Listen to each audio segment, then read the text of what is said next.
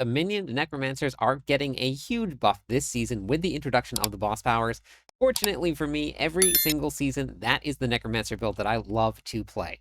I have a leveling guide here for you that is absolutely going to get you right straight into your Torment tiers and probably carry you much further than that. We're going to go over how this guide works and how it breaks down. Just a couple key notes before we even hop into that. All the way down at the very bottom, we're going to have some guides for you as well that you can pair with this. If you click on this right here, it's going to open up and take you right to cliptis.com. This is going to have a leveling strategy for you. It includes a breakdown step by step, where to go, what to do, what's going to be the fastest way to level. Just different options for you as you go through, so you can take a look at that. There's also going to be a video for that right here, so you can watch that video as well. So how these guides work. You're going to have your gameplay loop here at the bottom. We're going to have a whole bunch of different aspects for you that you can find in dungeons. There's going to be different variants in this planner here, and it's going to start with your 1 to 25, then your 26 to 40, and then your 41 to 60. Once you get into the 41 to 60, when we come down to some of the aspects, some of these will be found on the ground, and then some of them will be found in dungeons. Before that, in any of these variants, all of the aspects will be what you can find in a dungeon, so this way you're not relying and waiting on something to drop. If one of those aspects does happen to drop early for you, then you just replace it and put it on. If you haven't found anything as you get further into the leveling process, that's okay. Just continue to use whatever is in the previous variant for you. We're going to go over the skill tree first, and the way that the skill tree is going to be broken down is that it's going to work exactly the same way. The progression is going to be more. We're going to spend more points as we get into each one of the variants, going to the maximum points in the very last one. When you maximize your skill tree here, and then you go to the leveling path at the top, that's going to bring up this little sidebar. This sidebar is incredibly important because this is going to be the leveling path that you follow. If you were to go through and just put in all of the points all the way down, you would not spend enough points to get all of the key abilities and the key upgrades that you're going to need to make the leveling process a nice and smooth one. You're going to max out on all your points, and by the time you hit 60, you're going to finally unlock some of the most important ones. So make sure you follow along with this on the side here. You unlock that by hitting the leveling path right up here. Starting at the top, we're going to be going into Reap. This is going to be your source of shadow damage. We're going to go all the way through Acolyte's Reap here. Reap is going to form a corpse under you. We're going to be taking Hewed Flesh. A lucky hit chance to create a corpse at the target's location. It's going to be doubled for bosses.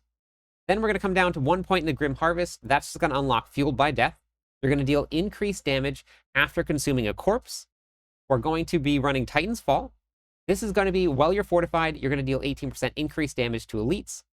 Spiked Armor, you're going to gain Thorns. Most importantly, you're going to have 15% increased armor and some block chance. The block chance doesn't really come into play for this, but the armor will. Skeletal Warrior Mastery. You want to get this nice and early. If you follow along with the leveling path, you're going to get this nice and early. This is going to increase the life and the damage of your skeletal warriors. Then we're going to be going into Death's Embrace. Close enemies are going to take 6% more damage, and they're also going to deal 12% less to you. Death's Approach, you're going to gain some movement speed. Very, very needed in the very beginning of the game. Skeletal Mage Mastery. Increase the life and damage of your skeletal mages by 60%.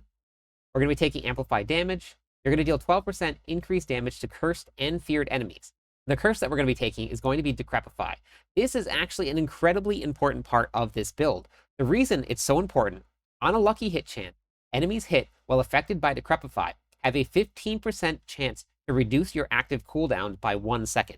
If you pull a gigantic group of monsters, you have all of your summons up, and you drop Decrepify on it, basically everything that you have that's cooling down is completely off cooldown right away. So you want to pull big groups of monsters, drop Decrepify on them, and all your cooldowns come up very quickly. We're going to be running Corpse Tendril all the way down through Plagued Corpse Tendril. Enemies damaged by your Corpse Tendril are made vulnerable. This is going to be one of the sources of vulnerable damage that we have. We're going to be running Necrotic Carapace.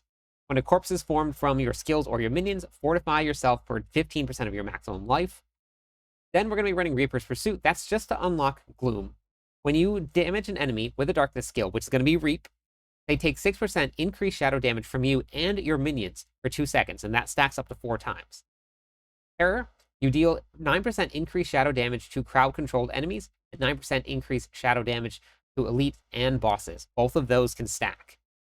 Coming down, We're going to be going 3 points into Finality. You deal 15% increased damage after you use an ultimate. Then we're going to be going into Golem Mastery. Increase the damage and life of your golem by 75%. Inspiring Leader. Well, you are healthy, which is going to be above 80% life. 12% critical strike chance, and your minions gain 18% increased critical strike chance. Hellbent Commander. Well, you control at least 7 minions, which you will have way more than that in this build. You're going to gain 30% summoning damage. Death's Defense. Your minions gain 8% increased armor and 8% increased resistance. Bonded in Essence. Every 5 seconds, your Skeletal Priest's healing will heal your skeletons for an additional 60% of their maximum life. For your ultimate skill, we're going to be taking Soul Rift. We're going to go all the way down through Supreme Soul Rift. Every soul absorbed increases your damage by 0.5 up to 75%. This bonus persists 5 seconds after Soul Rift ends. Soul Rift is going to form this big gigantic cloud around you, basically. It's going to damage enemies and is going to keep you alive. It's going to consistently add barrier to you. It's incredibly offensive and defensive, all in one. Then for your key passive, we're going to be taking Kalan's Edict. Your minions gain 3% increased attack speed and 3% increased damage for each active minion. When one of your minions dies, your other minions are enraged and they deal 20% increased damage for 3 seconds. Now remember, follow along with your leveling path so that you don't just go straight down. I went and read straight down through the list. If you do that, you're never going to unlock Kalan's Edict, which is incredibly important, and that actually gets unlocked relatively early in the leveling process, so it's right down here. It's in your 20s, so make sure that you do that as long as you have the expansion pack and you have your renown done. If you do not have the expansion pack, you're just going to be 2 skill points short. If you have the expansion pack and you've completed your renown, you will have 12 points to start off the leveling process with. So make sure you go out there and you do your renown. Inside of the videos on Cliptis.com, there's going to be a how-to for renown. So if you haven't done it, make sure you do it because it's incredibly important. So let's go look at your aspects now. We're going to start with your 26 to 40 because this is going to have the exact same aspects set up as is going to be for your level 1 to 25. Then we'll talk about your level 41 to level 60, and we'll talk about the ones that are going to change and why we're going to be changing it that way.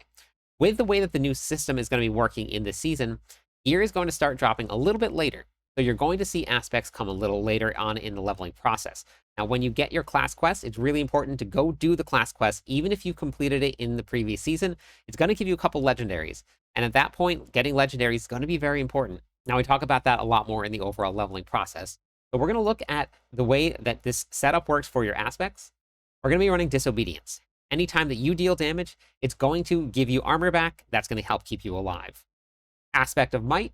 This is going to add 20% damage reduction every single time that you use Reap. Then we're going to be running Hulking Aspect. Your golem has a chance to reduce its active cooldown by 2 seconds, and it has a chance to spawn a corpse each time it damages an enemy. So as you use the abilities on your skill bar, you can put the golem on your skill bar, it actually has a chance to reduce that cooldown. Now, when you use the golem active, it actually does some stuff for you. Same thing with Skeletal Summon. Whenever you press that summon, if you have all of your skeletons, you summon priests. Those priests will heal your minions and then also give out buffs. We're also going to be running Torturous Aspect. Iron Maiden is now a defensive skill and deals shadow damage. Enemies have a chance to be stunned for 2 seconds and they take damage from Iron Maiden. Now, that's going to come into play when we get into our runes, so just hold off on that right now. Then we're going to be running Ghostwalker. This is going to add a little bit of movement speed whenever you become unstoppable. It'll also give you Unhindered. Unhindered will allow you to move freely through monsters and not get stuck on them. On the weapon, we're going to be running Aspect of Reanimation. If your minions are alive for 10 seconds, they're going to get up to 45% increased damage. Then we're going to be running Grasping Veins. You're going to gain increased critical strike chance for 6 seconds after you cast a Corpse Tendril. You're also going to deal a critical strike damage bonus to enemies damaged by your Corpse Tendril. Intercom.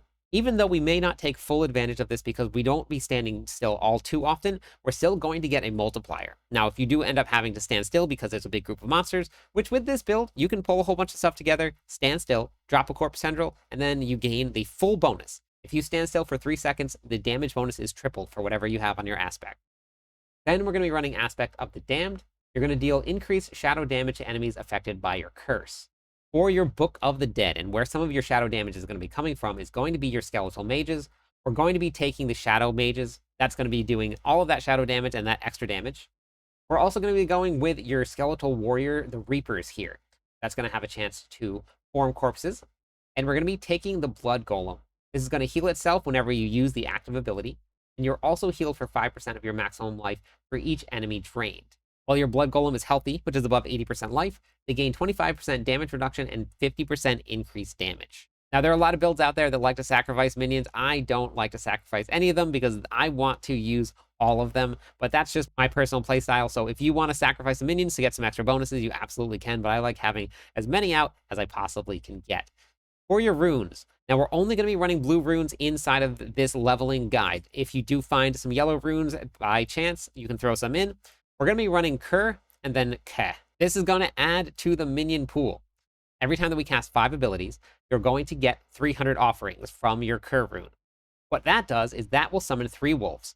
Those 3 wolves last for 8 seconds. We only have a 3-second cooldown on this rune, so we're going to have multiple packs of wolves up at one time.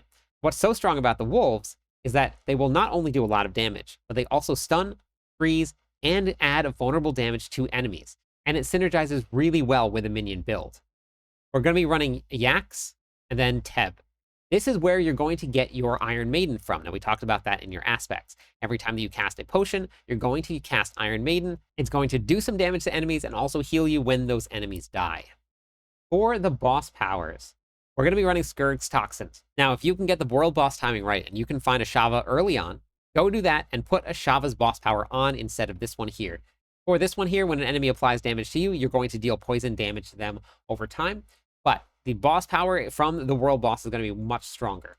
We're going to be running with Kerma Spark. Your evade cooldown is going to be reduced by the amount of shadow resistance that you have. Hatred's Embraces Haste. Your critical strike chance is going to be increased by the amount of shadow resistance that you have. And then this is where all of these minions that we have are going to get an increase. We're going to be running Beastmaster's Training. Your summons are going to deal increased damage. This is going to be really important because it's going to affect your wolves and your minions as well. You want to stack critical strike damage bonus, so as you're leveling, whatever critical strike damage bonus you find on gear, keep that, and as soon as you can start tempering, put that critical strike damage bonus on as well. For the gems, we're going to be running either skulls or diamonds, depends on what you need, whether you have less resistances or less armor. In your armor, we're going to be running topaz because that's going to give you your main stat. We're not going to be putting anything inside of the weapon. Make sure you put your runes in the weapon also. The main stat multipliers are way more damage by putting intellect inside of your armor than it would be by putting, let's say, critical strike damage inside of your weapon. And because the boss power has a cap on it, there's probably going to be no need to put anything into this other than your runes. For your mercenary, we're going to be running Rahir here. Now, this is going to be a defensive option for you. If you're feeling absolutely fine, you can always throw Subo on here. Subo just has that map hack, which is so nice. We're going to come right down here. This is going to give you Fortify. This is going to give you Armor. There's a Taunt. And then we're going to do increased damage here to enemies that are taunted. So that's going to be the setup here for Rahir. And then we're going to run Variana as your opportunity. That is going to be paired with Bloodthirst, and then you're going to put that on your Reap as well. So this way you pull a group together, you Reap once, then you get the benefits from Variana. That's all I got from the Minion Necromancer. I'm super excited to see how everybody enjoys it this season and how strong it's going to be. I'll be live at the launch of the season, so make sure you stop by, say hi. I would love to hear how this build is performing for you.